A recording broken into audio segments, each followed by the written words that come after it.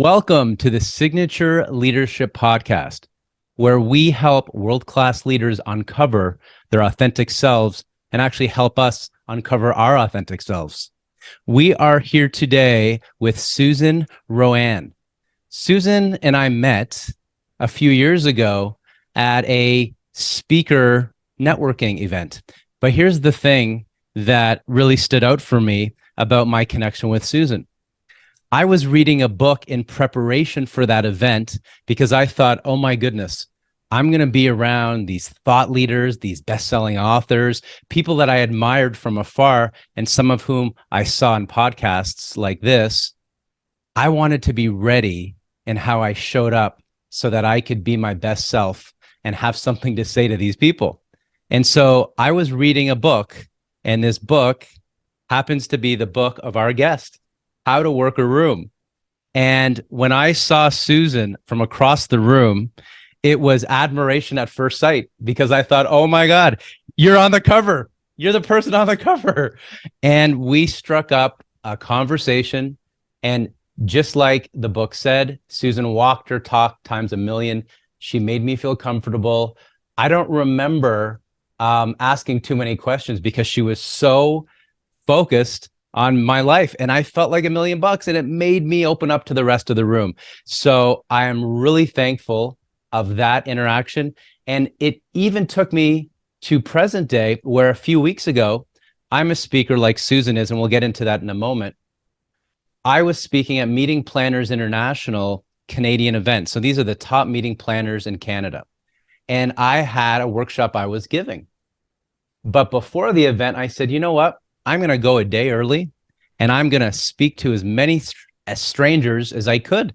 Because usually at events, I come in, I do the talk, I speak with people during the general time frame, but I have to continue on to the next event. So I sat down at breakfast with a group of strangers, meeting planners, and I spoke with them and I asked them questions. And it was a little awkward at times. But even as a podcaster and as a speaker, I'm a little bit shy when I'm not speaking. But you know what happened? My workshop, guess who showed up at the workshop right on time with a big smile on their face? Benny and Cindy and others who I spoke with at breakfast. They said they got a real feel for who I was in those 12 to 15 minutes of interacting with a give and take. And that goes back to Susan, because before I went to that event, if you look at the dog-eared pages, I read this book again. So thank you, Susan, for having such an impact on my life. Well, and for our audience, I'd also say that Jamie and I had such a connection. And this was in Toronto. My mother was born in Toronto. So I had like a whole feel for the whole city, and we're both former teachers. But we have stayed in touch for 5 years. And I think that's the thing that I would want to reinforce. We want you all to walk into every room of your life, a gathering, a party, a conference, an event, and be comfortable and confident. But the second part that Jamie alluded to is to do the follow-up so that you stay in touch with people, because that's how you build relationships. And I'm going to throw this out. My own cousin, Kayla, is the best networker in the world. And she just got, in her 60s, an amazing job because she stayed in touch with someone that she helped get a job 30 years ago, who now's at a company. You never know. And so be there, talk to people, follow up with them.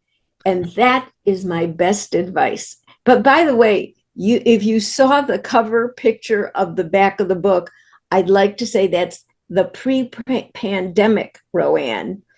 This is the won't go into a hair salon, white-haired RoAne. I call it my Corona coiffure. And so it's a little different look, but the bangs are the same. I love it. Well, let me ask you a question to begin. What is the difference between networking maybe a few years ago, which we were doing it mostly virtually in the pandemic situation, and more now people meet on Zoom, and in person? What are the pros and cons of each? Well, first of all, and I have thanked Eric Yoon, the founder of Zoom, 1,000 times. Because of him, I've been able to go to 5 funerals online, 2 bar mitzvahs, a wedding, etc., and meet with my grammar school friends, my high school friends, and my college friends monthly. So I think for people to say, well, I'm done with Zoom, we are not done with Zoom or other platforms. Because now what has happened, Jamie, is our world has truly expanded. You can have an online meeting and people from all over the world could show up. And so I think that that's one of the good things. Uh, it's different in that you will not have in-person connection. You won't get that in-person vibe, but you will get the face-to-face vibe. And those two things are different. We're face-to-face now. I can see when you're smiling, and you can see when I'm smiling, and that encourages us. The in-person, there's just a different aura, but we are going to have to be good at both. In fact, I have a breakfast club that meets every Wednesday morning. Jamie knows. Jamie was one of our fabulous speakers. Oh my God, everybody loved him and had a million questions. And we are face to face. We're not in person. But I will tell you, at least 50% of the members don't know how to use the chat function. So what I would say is, for networking, you have to know how to use Zoom. And the wonderful thing about Zoom is they have a million tutorials. You could give up Netflix for a month and still be watching Zoom tutorials. Learn how to use the chat function. Learn how to use the hand raising or the clapping. Participate. Let people know that you're in the room. And by the way, if you're on a Zoom and somebody says something you like, you go to the chat and say, hey, that was really brilliant. I enjoyed it. May I quote you? Amazing. I'm going to pull up something on the screen, because one of the things we're doing is weaving in your handwriting, which you gave me just beforehand. And I am going to respond to the writing and ask you as well. And let's see if we can integrate it or improvise it into the question. So my question to you, Susan, is how can people get better at networking? Like you mentioned at the beginning, right at the beginning, a few tips. And you've been weaving in just like you did on Zoom, right? Like tell someone on a private chat bar, I loved what you had to say. I appreciated it. That was brilliant. Can I quote it? What I see, so hold on to that question. How can we get better at networking, especially if you're on the shy side? Although I don't think networking is, just simply if you're more outgoing or inward. But your handwriting, which I'm going to pull up on the screen here beside my head, and it might be flipped. I'm not sure what you're seeing. No, I can see it. Perfect. You're writing, and at home, those of you who are listening to this, I want you to listen to how I describe this writing if you're not seeing it on YouTube. The writing is large. It's slightly to the right. So your writing consistently shifts to the right. Now, what that could mean, what I've seen consistently in handwriting, is it represents somebody who is outgoing, who is social. That's the large part of it. As someone who walks with confidence, commands respect in social situations. When other people see you literally walk into a room, like your book, How to Walk into a Room, you're the kind of person who makes people feel comfortable, just like I observed. That's that large writing. And when it's shifted to the right, that tends to be deeply empathetic. So if it's to the right, it's empathetic. Your angle is empathy plus excellent social aptitude. So it's fascinating to me that you wrote the book on how to connect with people and work a room, and yet your handwriting is a direct reflection of your strengths in doing such a thing. Oh, my goodness. Well, just for those of you who are listening, and some of you who may see this on YouTube, this is amazing that Jamie could read my writing, because I write my books by hand. I can never read what I wrote to even edit. So I'm flattered. Thank you for that. I just took a very big trip, as Jamie knows, to Europe. And so much of what you said was the feedback that I got from strangers that I met. And in a country that don't even speak the language, people will come up and ask me directions. And it's happened in cities and everywhere. And I think one of the things is, well, I'm 4'11", which you all need to know. And now I have white hair, which I call white hair magic. But I'm not very threatening looking. And not only do I have a smile on my face fairly often, but there's a smile, and this is what I would say to all of you. Make sure your eyes are smiling. Because, they say eyes are the window to the world, but eyes, when we have eye contact, they will invite people. They will make you approachable. And so thank you for that. By the way, I will say that my technique, and it was a solo trip in 4 countries, 5 cities. I don't speak one language and one in a Duolingo way. If you want to know where you're going, and this is a Susan RoAne tip, go up to any person 28 or under, and they will take out their phone, doesn't matter if they speak your language, show you where to go, take your phone, program it for you, and you're never lost if you will talk to people under 28 who have smartphones. That's just a little extra tip. You know what? I've experienced things like that where people feel more of a connection sometimes when it's done through their phone than actually speaking with them, if you can somehow connect it to their device. It was so interesting. But thank you for that analysis. It's very interesting. And I go back to my Toronto roots because I consider myself half Canadian. Because my mother used to say when we grew up in Chicago, because someone once asked me, how did I learn how to work a room? And I looked at them and go, learn? My mother made me. Because when the family from Toronto came to be in events with the family from Chicago, my mother would say to me, go talk to our relatives and make them feel at home. Well, I was 12. That's a big job. Yeah, well, I can imagine. I will always be grateful because that's what I learned how to do, because that was the expected. And I want to repeat what Mother said, make them feel comfortable. Make and them I feel think comfortable. When we worry about, we're walking into a room, we don't know people, what are we going to say? Are they going to like the way they're dressed? What are their jobs? Are they important? All that's crap. I'm going to give you all to get into any room, to be comfortable yourself. Here's what you do. Think of not you and your shyness or maybe your introversion or whatever. Think of what can I do to make those other people comfortable with me. When you switch that thought process, 1, you're more comfortable because you took the onus off yourself. 2, you make them comfortable because you're thinking about their comfort. Then they're comfortable back with you. And then you're in the conversation, like you said, at that breakfast that made those meeting planners so comfortable. They showed up at their session because they felt like they connected with you. Yes. And I think that was the key, was that comfort, because they didn't know too much about my topic. They knew a little bit about me, just enough where I shared something.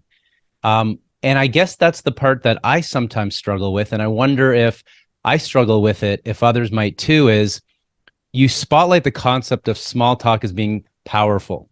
And this is a pattern I've seen in your books, in the book that I referenced, How to Work a Room, but also in other writings that I've seen of yours. So can you give a few tips about, especially at the beginning, how do you make people feel comfortable when you walk into a room full of strangers or people you don't know particularly well, where you want to make a good first impression through small talk? Okay, I'm going to do the first thing for all of which our watchers and our listeners. I want you to embrace small talk. There is nothing small about it. If you read the research and the leaders that are quoted, yeah, big talk's really important. But this is what I say when I get my presentations. Famine is important. Is this what you want to open up a conversation with? Who wants to do that? Famine, war, pestilence. You start with, oh, have you been to this venue before? We've gone to fundraisers for the Leukemia and Lymphoma Society. What brought you here? Then you find out someone has a relative or a friend, or someone's a survivor, etc. If you focus on what you have in common with people, where you are, oh, did you find a parking space? By the way, if you find a parking space in front of any venue in any city, you already have a conversation. You've got bragging rights, because nobody finds a parking space in front of the venue. And I can hear some of you say, well, that sounds so insignificant. No, it is not, because it's the common issue. Even the weather. People say, well, I don't talk about the weather. Yeah, well, I live in San Francisco. We had atmospheric river rains. If you don't think people around the country were talking about that. Right now in northern Italy, they're having major floods. People are going to talk about the weather. They're going to talk about what's in common for everyone. Traffic. Oh my goodness. If you talk to anyone in LA and you ask them, well, how do you manage the 405, which is like a parking lot disguised as a freeway? And you hear what I just did. I threw out, you now know, mother's Toronto. I grew up in Chicago. I threw out LA. I let you know a little bit about me. I said I just took this big trip, and I only talked to 28-year-olds who could get my phone plugged in so I knew where I was going. Part of what we need to do is decide to bring ourselves into the room. And this is the Susan RoAne saying, people connect with who you are. What you do is secondary. Who are you? If I'm from Chicago and I meet someone from Chicago, oh, now some people are going to think this is insignificant, and it is not. Where'd you eat pizza? Our other question since that wonderful streaming series about Italian beef is, where'd you have your first Italian beef? This Cubs or Sox or Blue Jays. See how I did a little reference right to what you want to do is be well read enough and well versed enough. And I know people think, oh, well, we don't have papers anymore. We have newspapers. You can have access to as many digital newspapers as you want. You should be aware of what's going on in your community, in your profession, in your city, in your state, in the country, in the world. There's nothing, I think, worse than talking to someone where you say, did you hear about? And they go, oh, no, I didn't. I'm like, I have to watch my face, because I go, what rock were you under? How do you not know this? So I have to watch my judgmental. So I hope you take away from this. Know what's going on. It's so easy. You can program your Google or your Yahoo to give you feedback from all over the world, so you know what is happening. And they do. They keep on sending you things that you're going, stop it already. Mm-hmm. But you should know what's going on, and in sports, and in movies, and in weather, and in conditions. Current events. Current events. Yes, that's the word. I used to teach that. Know what's going on in the world. You will be amazed at how many conversations you can have by just alluding to something in someone's state that makes them feel important.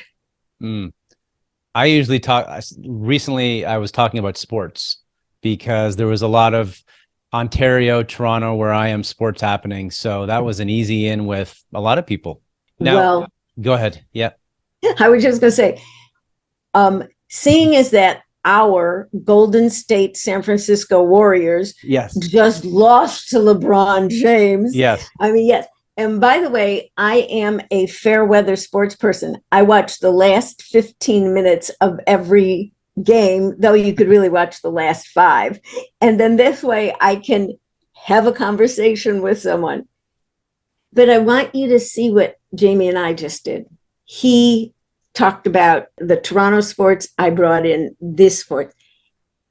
whatever someone is talking about, as long as you can pick it up and carry it one step further, they feel that you're listening and not changing the subject.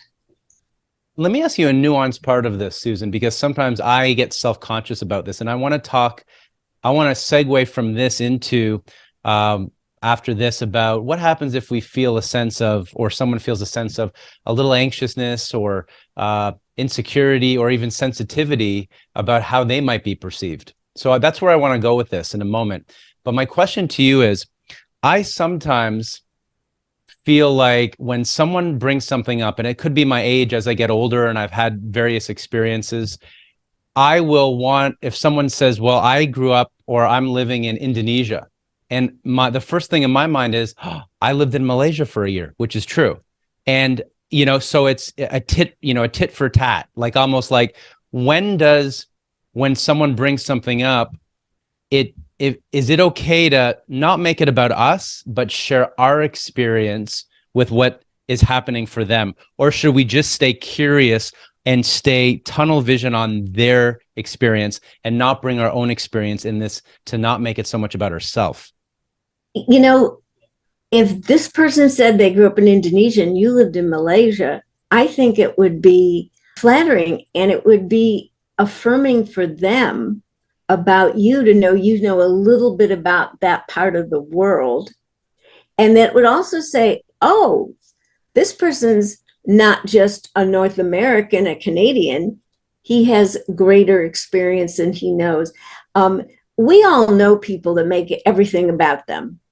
But sharing a little something so that someone else knows that they get you, I think it's flattering. I think it's reaffirming, and I think it's engaging. It's engaging. But if you do this and turn the whole thing about on your experience in your year and take over, that's a different story.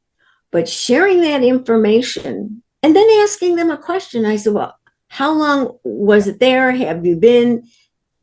There's just so many little things you can ask about. But I'm going to give everyone a caution. You will hear a lot of people, and this did come from Dale Carnegie, who was wonderful, but he was wrong on this. Don't just ask people questions about them.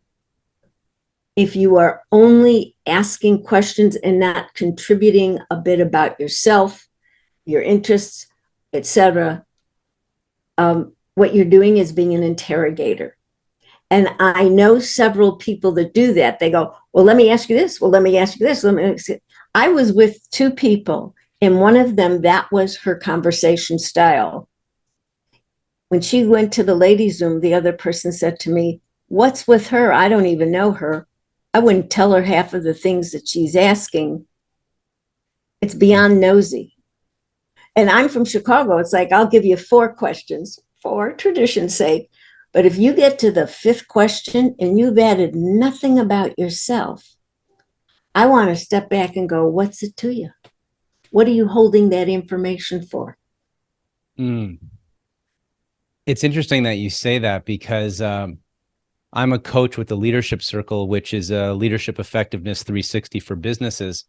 And there's one case study where a leader, he ranked very low on caring and connection with his team on the scale. So he ranked at about 50 percentile when he thought he would be in the top 10 percentile of other leaders. And he was hurt. He said, but I always listen. I'm there for my team. And when he asked his team why he was rated so low, and there was enough safety where they shared with him, they said exactly what you're saying, or how I interpret it. Yes, you listen, and yes, you help solve problems, but you don't actually give anything of yourself. It's a one-way vulnerability streak. And so he took that, it literally made him feel sick for a week, and then he said, I'm going to change that. So then he still was a terrific listener. He still was a present, active listener. He still helped them solve their problems. And he just added his imperfections, his slight vulnerabilities, of not having all the answers. And when he needed solved problems or help from his team, he delegated and asked them for feedback more than just a one-way streak. And then he redid the 360 and it went way up to where he wanted it, to the top 10%. People need, it goes back to what I said. People need to know you. And they want to know, where did you go to school? Do you have kids? Do you have a dog? What are your favorite teams? The idea of walking around talking about your vulnerabilities. I mean, I think that I do that, but I do that in a different way. I don't really feel that that's something, oh, let me tell you everything that's wrong with me. By the way, and I learned this from my speech coach, because she said to me, Dawn Bernhardt the Magnificent said to me years ago, she said, Susan, you are one of the funniest people I know, but your humor is very self-deprecating. And this is the tip. She said, I need you to be cautious about self-deprecating humor. Because if you're there and you're kind of putting out your vulnerabilities, someone, and a lot of people in the audience are going to say, really, she's right. What am I listening to her for? So you want to make sure that you do not overdo the self-deprecation. And that was a good lesson. I'm not sure I learned it 100% yet, but this idea that being a good listener is wonderful. That is the bottom essence, the bottom foundation of being a good communicator. But if you share nothing, nobody gets to know you. Then how can they really trust you?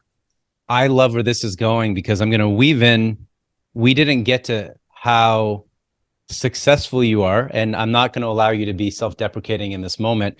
I just want to read to you some credibility pieces about who you are, and it's going to lead to my next question, which I know you have an opinion on, and I think about this regularly too, and I know audience members will relate and want to know an answer from you on this.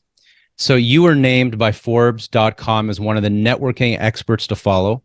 You are also an in-demand international keynote speaker whose clients include Coca-Cola, Kraft Foods, the U.S. Air Force, United Health Group, Yale University, Apple Computer, authors at Google, Intel, Stanford University, LinkedIn, the NFL, the National Football League, and your favorite, your personal favorite, Dark Hershey chocolate. And you're also the best-selling author. You've sold millions of books, like well over 2 million from my calculations and what I've seen, with one book that I referenced at the beginning, How to Work a Room, but also cumulatively with your other books. And you've been published by major publishers. So you're a legitimate best-selling author, not an Amazon best-selling author where someone sold a few in a category. There's nothing wrong with that, but you are a big-time author. So those are all facts about who you are and who you've done various jobs for and connected with professionally.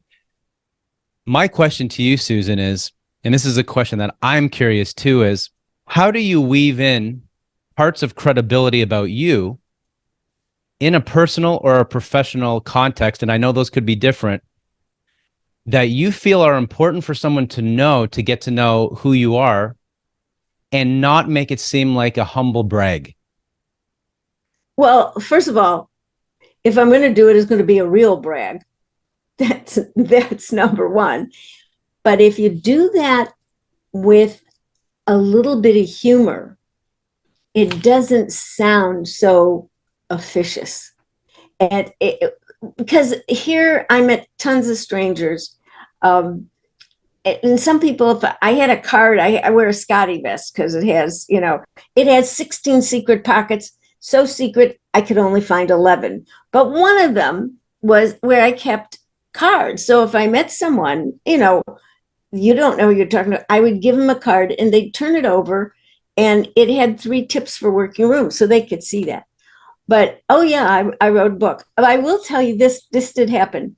In Brussels, when I was having gelato for dinner, by the way, that is a better dinner than most.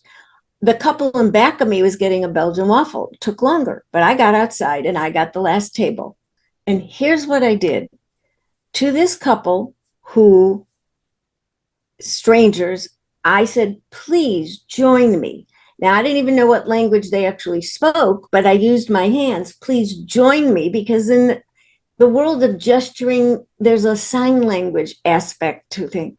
And they did. It turns out, by the way, they're at the University of Alberta, both originally from the same town in China. They've known each other since 5th grade. He is a PhD robotics, blah, blah, blah. And she's a software engineer.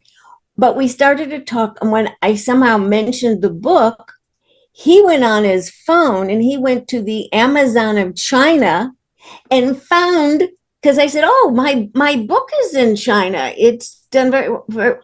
That's how I do it. Oh, you're from Germany. My book did so well in Germany. I'm so grateful to all of you. Notice a little charming, a little smile. And then he found my book on the Amazon of China, took a picture, sent it to me, a screenshot, and I put it out on Facebook and Twitter for everyone to see that my book's in China. So somehow it just comes up incidentally. But if you're focused on telling people how great you are when you first meet them, let me tell you how boring it is for them to listen to a self-aggrandizing self-introduction. Okay, by the way, I want to give you this tip. Before you go anywhere, you have a planned practice self-introduction in mind. And I'm going to give you, this is the practical part. These are the 3 RoAne tips. Number 1, it's 7 to 9 seconds. It's not a 30-second upchucking of a self-introduction, or, have you ever been in an elevator if someone that you don't know is going on about themselves for 30 seconds? You want to open up the door and throw them through the shaft. It's way too much. So that sounds violent, doesn't it? That 7 to 9 seconds. And the reason 7 to 9 seconds, I was reading my own book and I went, oh, that's why I said that. The research on eye contact is after 9 seconds, eye contact is considered a glare. You don't want to do that. So you kind of break eye contact, even if you just turn your head a little or just blink. Second tip, your self-introduction must be linked to where you are. How you're going to introduce yourself at Meeting Planners International or the Leukemia Society, or even just sitting in the bleachers at a Toronto Jays game or, a Edmonton Oilers game. How'd you like that? I just threw in a hockey team and not from your province, and knew the word province. And you just see what I did. And I want everyone to pay attention. It's like, you should know Canada has provinces, not states. Too many of us in the lower part here don't know that. Okay, so it's linked to the event. Why? You need to give those people you don't know context for why you're there. Oh, I'm at the leukemia here. A friend of mine was diagnosed and is now in remission, etc. Help people figure out how to talk to you. And then the third one, and I got this from my dear friend, and many people in the speaking industry know, Patricia Fripp, who said to me, she calls me by my last name, RoAne, tell people don't give your title. Titles mean different things in different places. Give the benefit of what you do. Because if I say, oh, okay, well, I'm a speaker and I blah, blah, blah. Oh, okay, fine. But if I say I turn people into mingling mavens, I'm giving that other person, well, before Malcolm Gladwell wrote Tipping Point, nobody knew what a maven was except for a few of us, and now everybody knows. But I'm giving someone information they could say, well, what does that mean? How do you do that? And then I can say, oh, well, I wrote How to Work a Room, and then I want to give you the magic. And this will hold you in good stead in whatever room you're in, whatever event. Say that little bit about yourself and then stop and say to the person, and what about you? Not what do you do? Because they could be retired, they could be between jobs and looking. And what about you gives them the latitude to bring in their avocation that they really like more than their vocation. And that takes the pressure off of them. And then you're in a conversation. So those are my big tips for people, is know what you're going to say about yourself, link it to the event, give the benefit of what you do. And for God's sakes, it's a pleasantry of 7 to 9 seconds. It isn't an upchucking of a elevator speech. Those are gold.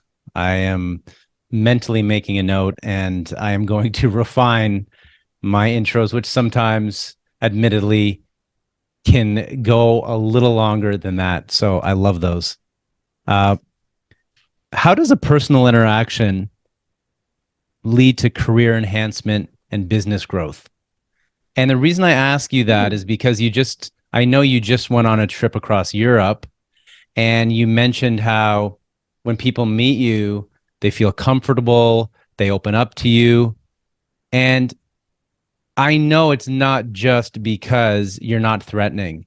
And I know it's not just because you're a brilliant conversationalist. It's something on top of that. And I wonder if that could be harnessed, or that could be explained on why connecting on a personal level matters so much, even within a professional future context. As I think about it, if you don't connect on a personal level, you miss the opportunity to enhance the professional level. People have to know you. They have to like you. They have to trust you. They have to feel that you're kind, you're smart, you're well-spoken, you're well-intentioned. They get to get that feel for you. I know a couple people, they are great conversationalists, but such blowhards. It's, what do they call them? Bloviators. It's all, I can't say the word because, I could say it, but you'd have to edit it out. Leave the crap out of the conversation. The self promotion is okay, depending how you do that. I'll look at someone and say, with a straight face, and say, I'm actually wildly funny. But and I say it in a way that's not funny at all. So I think being a little lighthearted about yourself, but what you say about making those connections, people are more inclined to refer to you, to recommend you, if there is something that feels connected to you personally. And I just go back to cousin Kayla. She has another dream job from someone who she helped and stayed in touch with peripherally over 3 decades. It's not like you call them every week, but it's a birthday, it's a holiday, it's, oh, I was just walking past Garrett's popcorn shop, which, by the way, if you're from Chicago, you know that that's a big connection. And I remembered that you and I went there and had the caramel corn butter popcorn mix. I do that a lot. Here's another thing I do. If I see a picture pop up on Facebook that I have like a gazillion pictures. I had to buy more space. I have more rental space in the cloud than I do in my own home. They'll send me a picture. What I will do is grab that picture and send it to the person that I was with or who it was of, saying, look what I woke up to see. What a great picture. What a wonderful memory of, from 10 years ago. That's how we stay in touch in front of people, even though we're on different sides of the countries and the world, et cetera. So I would just say, bring who you are to what you do. Mm. And here's the other thing. When someone else does, remember what they're saying. It's like, and this happened years ago. There was a gentleman who worked for the Marriott, and I was a member of the Convention and Visitor Bureau trying to speak here. And then they moved him to Washington, D.C. And I went and spoke to association executives there. And I saw him. I said, well, how are things going? Well, isn't your son a third grader by now? And he looked at me and said, he knew I didn't have a card. I had no tickler file. By the way, this is the tickler file, which is, by the way, rusting a little bit. But he said, how did you remember? And now I'm going to give you the hint, and it really relates to the research on listening from Dr. Ralph Nichols. When I was talking to him all those decades ago, I listened to when he was talking about his son entering kindergarten.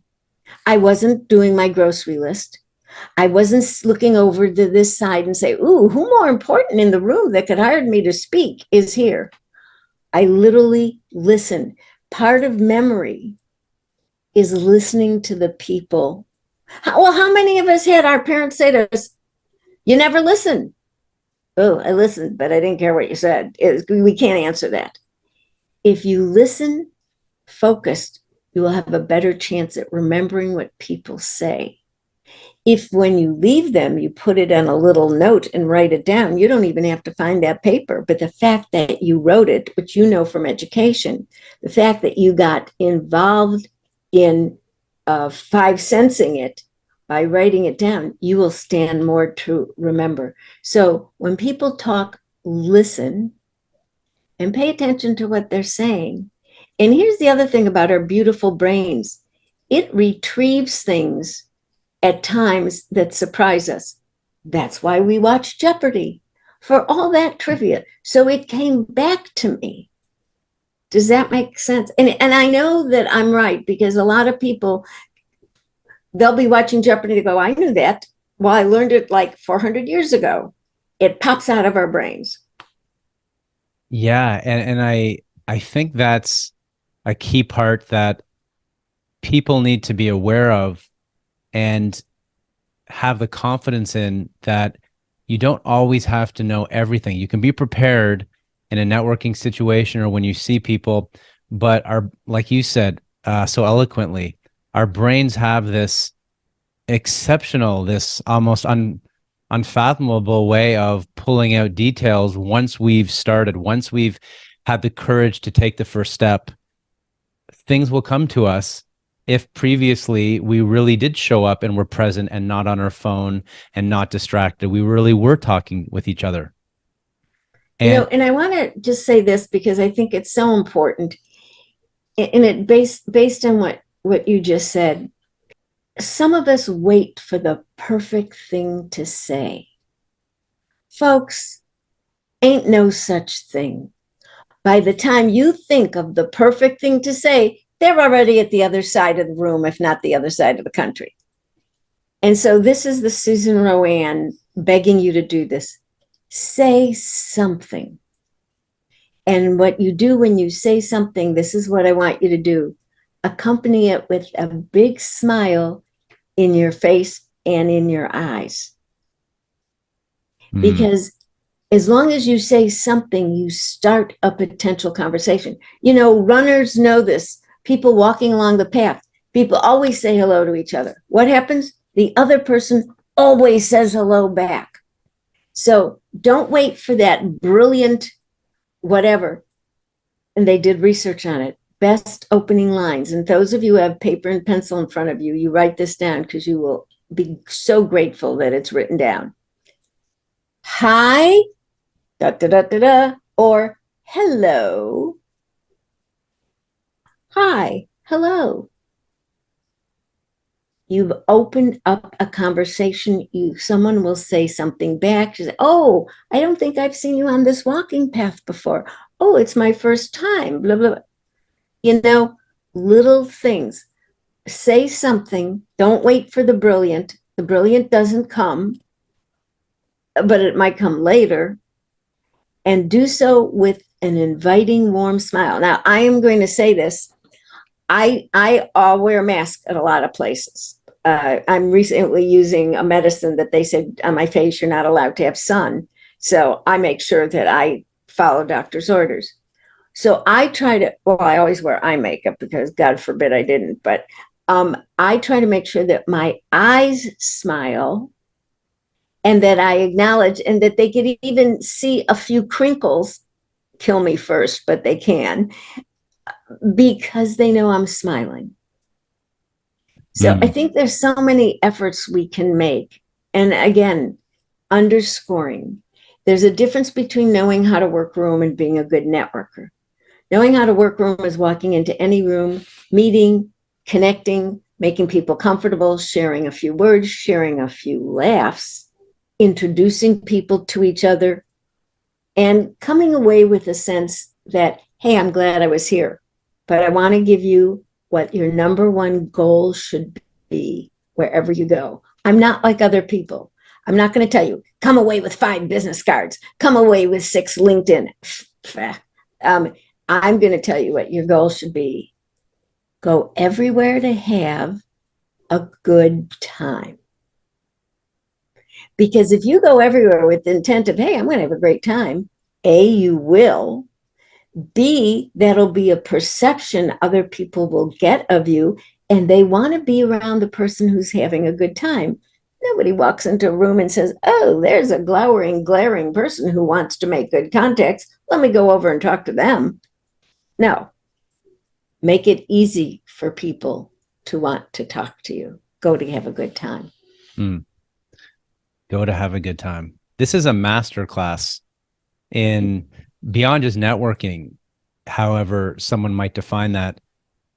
This is a masterclass in how to connect on a human level in a post-pandemic world where people are now getting together again. This is invaluable in any context, whether it's sitting beside someone on an airline. This is invaluable when you are at your kid's soccer game. This is invaluable really anytime when you're in a situation that could be awkward and uncomfortable, or you could default to your past, just shutting down because it's easier with tunnel vision, and actually engage with people, not for an agenda, not for a transaction, but really just to be curious about other people, whether or not it leads somewhere. Well, and this is what you just said is so important. I am not transactional, except that I am from Chicago. So watch out, because I did a talk called Don't Make Me Go Chicago on you. Transactions are one thing, but the people who really know not just how to work room, but really are the savvy networkers. They are relationship people. In 2000, I heard Guru Tom Peters speak. We were on the same program. And he was saying, and in the new millennium, we need leaders, because he was talking about leadership, who are relational, who are communicative. And he said a third thing. And he said, we already have those people on the planet. We call them women. Did he get a round of applause? But the interesting thing is, it is about relationships. And I can't tell you how many clients have said, well, ours is a relationship business. Every business is a relationship business. Even where you go for your coffee, where you go to the bakery, it's all relationship business. And then, of course, then there's the business of relationships. If you want to have a friend, there's a very old saying, if you want to have a friend, be a friend. Yes. And that's that. And here's the other thing. Be nice to everyone. I know that's going to sound to a lot of people, how dare she say that? That's not smart enough to. Yes, it is, because we forget that. We want to pick the people who can help us, who can guide our career, who can move us to the next level. Forget it. You want to know why? You never know who you're standing next to. I am quoting my own mother and my grandmother's. You never know. That's the number one marketing.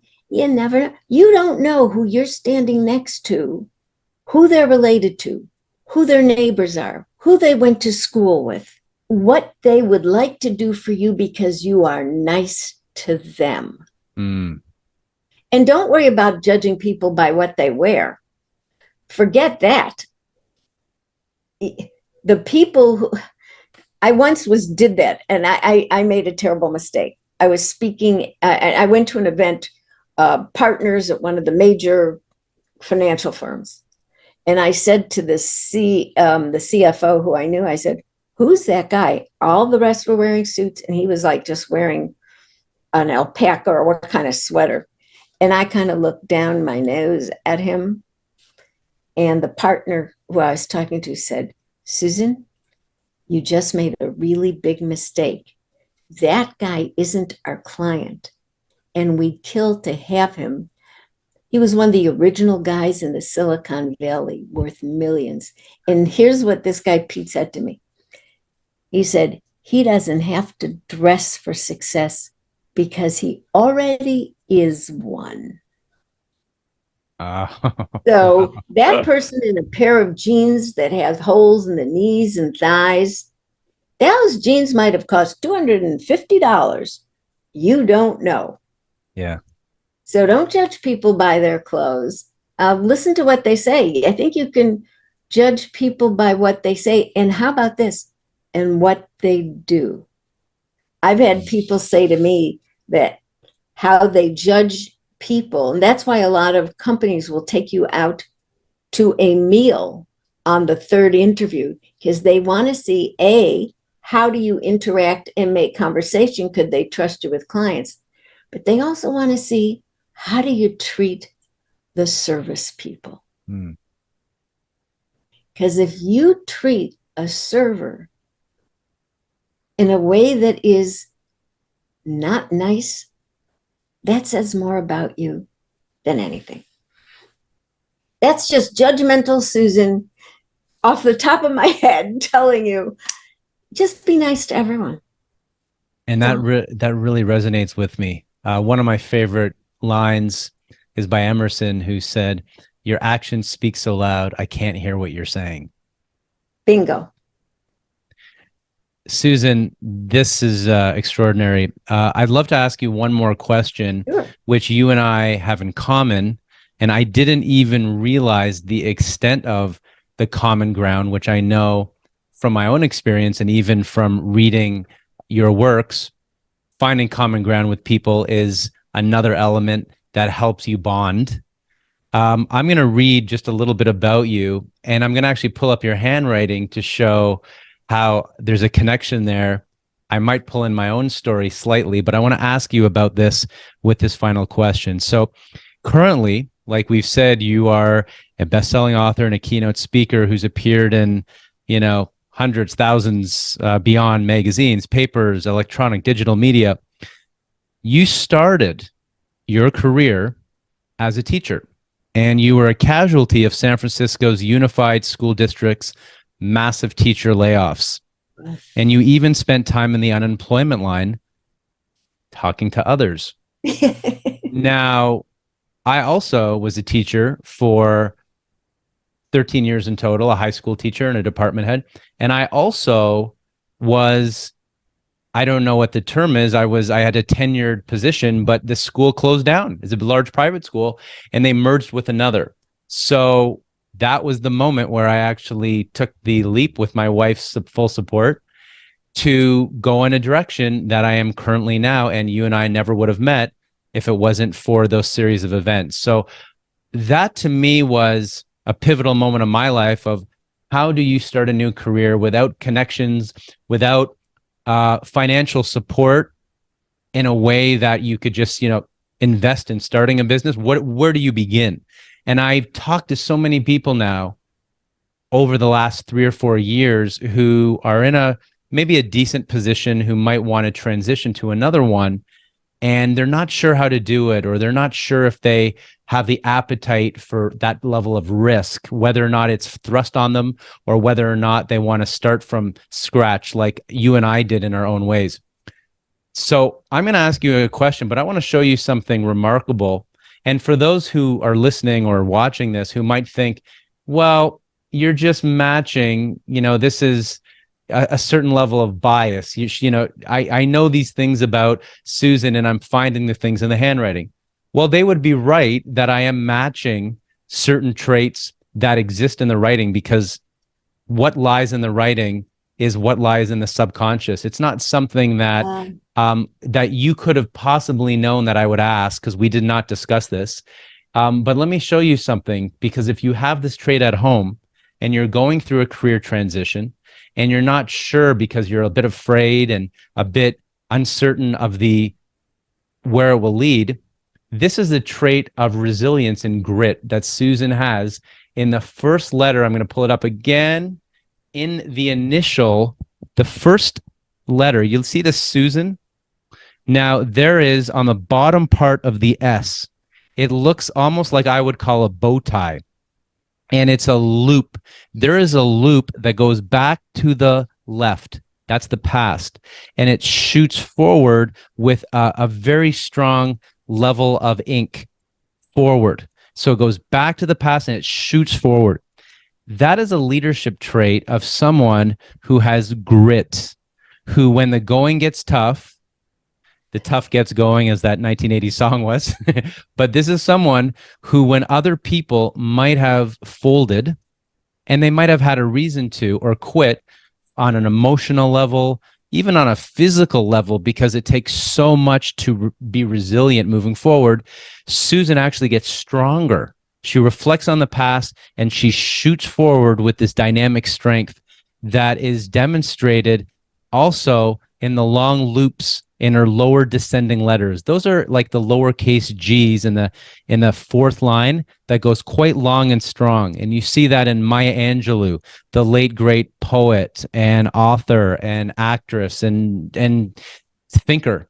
You also see that with Terry Fox. Terry Fox, our Canadian, one of my great heroes of my life, who, when he found out that he no longer could run on two legs because he had cancer and they had to amputate, did the Marathon of Hope across the country.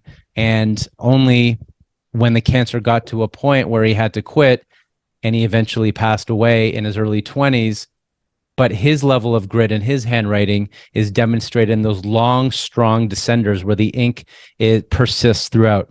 So you have, by virtue not only of your past in going from being laid off, I'm not sure the proper term for either of us, but we were told at one point, you no longer have a job at no fault of our own. And then you turn this into this magnificent career as an author and as a speaker, as a thought leader, like the real deal, like legendary in your field. I talk about authentic leadership in this podcast. You are the epitome. You're the quintessential definition of a leader in your field. How did you do that? And not only how did you do that, but let's put it to the audience and make the transition in our final question. What advice would you give someone who wants to move out of a job, or maybe has been laid off at no fault of their own, and start their own venture? What are the warnings? What are the tips to persist, as you clearly have shown? Okay. First of all, I'm going to tell you all a couple things that when you talk about resilience. I grew up with a brother who, before there was a vaccine, contracted polio. So my whole life of moving forward, being an advocate, standing up for someone, I think was shaped by that. And my sensitivity, and what made me sensitive as a teacher, is I already grew up in that environment. And by the way, my brother, he ended up being the captain of Illinois' College Bowl team. I mean, he was a guy that, I can't run. Maybe I should memorize the World Book, and look at me. I'm the most trivial person, and he goes to trivial nights. But the truth is, I learned to be an advocate because I was the big sister. The second thing is, when you're a teacher, and I will tell you, I attribute almost every one of my skills that contribute to my success to my being a teacher, because we had lesson plans. Well, that's a business plan. I never went to bed at night as a teacher that laying out at the door was everything I needed for the next day. Who waits till the morning to get ready for teaching? And then you have to prepare. You knew about balancing your time, grading papers. In terms of communication skills, you had to talk to kids, and you had to talk to the fourth graders different than the seventh graders and their parents and the principal and the paraprofessionals and the community. So you have to have a vast range of communication skills. So I think that's number one. Also, I'm going to confess, I did not start a business to make money. And I believe that's why it's been successful. What I did is, oh my God, my teacher friends, 1,200 of us got layoff notices. What can I do to help people make this change? And I designed a career change workshop for teachers. And yes, I'm political, so I got it funded and I'm really good at that. But then all of a sudden, the 3 nonprofit career change workshops were over, and we had crowded crowds because of PR and mentions in newspaper. But I had someone who made up this word, my femtor, say to me, "You have 100 people on a waiting list. My dear girl, you have a business. Come with me Monday night to hear this fabulous speaker at Women Entrepreneurs, Patricia Fripp." And I still have the notes from 1980 that I took in that talk. So mentors are everywhere. We never know where they are. And when someone who you respect and admire tells you something, do it. And if you want to know what your strengths are that you could take to the next career, ask people. And you could blame me and just say, I was listening to Jamie and Susan, and they said that our friends know what our strengths are, and we should ask them, could you tell me what you see my top 3 strengths? You'd be so surprised of what people will tell you. Don't ask them for critical feedback. You can criticize yourself on your own. You don't need anyone's help. We all do that. Ask them for what you do well, and you'll be pleasantly surprised. And I really believe the reason this has worked is I didn't go to make money, and I didn't do it to have a side hustle turn into blah, blah, blah. I did something that was supposed to help teachers. And because of that, it actually helped me in the long haul. And by the way, the person that did a career change workshop for teachers and write a book on it was in New York. This was many years ago. I had to find the book in a library, and I did the magic. And this magic still works. I picked up the phone and called her in New York. I was in competition because we were both in different states, and she helped me organize and design the career change workshop for teachers. Help comes in all sorts of forms. And by the way, Ann Miller and I are still in touch. And here's a little extra. About 12 years ago, someone asked her to speak on how to work a room, and she goes, "Oh no, I don't talk about that." Referred the business to me. Now, what I did is wrote her a check as a thank you. And then I found out she went to Tiffany's and bought a bracelet, which I think is brilliant. And this is a whole story to say, you never know where things come from. And it's a matter of, do we have the time to be in touch? Well, we have the time for what we want to have time for. The same thing, we have the money for what we want. Oh, I wouldn't spend money on that. Oh, but let me spend $1,000 on blah, blah, blah. So I did not have a lot of money to invest in. By the way, my then husband was laid off at the same time. So we were both like in a state of shock. But I took my retirement money that I had accumulated, and I invested in my PR, stationery, etc. I invested that in my business. And that was, and by the way, yourself. That PR look lasted me 20 years. So I think it was a good investment. And by the way, people will help you out. But if you really, here's how you need to know it's time to change. When you get up in the morning and your stomach is in such knots, pay attention to that, because that'll eat you up. but keep your eyes and ears open and ask people what you do well. And then the second thing is, every time you do something that you really like, write it down. I did this. I felt good. Because if you write it down, you could go back and see it later. And this will help you figure out what should be the next step. And it doesn't hurt to go to a local, don't go to some transformative $10,000, $20,000 career change thing. Don't do that. Go to your local community college. They have a one-day workshop. That's what you take on career change. On career change. Does that make sense to you? It does. Yeah, it absolutely makes sense. It's sometimes just taking the first step and not needing to invest in a massive guru or program halfway around the world. It's just taking one step and just being open to those people who are potential angels, but not going there to get something from them, just going there to learn and keeping yourself curious about who that next person who might show up in your life is, like you did for me when we met a few years ago. So, and then I couldn't help it but think, look what a genius he is. Look what book he's reading. So I just thought you were the cat's meow. yes. And on that note, if you haven't for some reason read How to Work a Room or The Mingling Maven or other works of Susan RoAne, you need to check them out, because like they did for me when I first met Susan, I could walk into a room with full confidence that I could connect with anybody who I met as being someone a little more on the shy side. And that has helped me ever since I was lucky enough to find that book and to meet Susan in person. So Susan, I don't know about you, but when I speak with someone and I feel better at the end of it, or I feel that I've been given so much value that it makes me energized, more energized from the beginning of the conversation, I'm more energized at the end.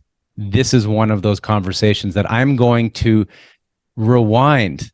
However you do that on Zoom or podcasts, even though it's my podcast, I'm going to listen to this over and over again, because there was so many golden, invaluable, priceless nuggets of wisdom that come from a true master. So thank you for representing what this podcast was meant and the intention when I started it, which was helping world-class leaders uncover their authentic selves. I believe that of all the world-class leaders who will be listening to this, your words and wisdom will help them uncover their authentic selves when they want to connect with others and work a room. Oh, and I'm just going to say this. If anyone listening has a question that comes up later, this former teacher says, you can email me, susan@susanroane.com, and I will answer you, because that's what teachers do. Don't let a question burn you and give you ulcers. We have answers. And follow me on Twitter @Susan RoAne, and you'll see a lot of things, some of which involve French fries, but some of it is really concrete. But I love this, Jamie. You are, as my mother would have said, a gentleman and a scholar. Thank you. Thank you, Susan.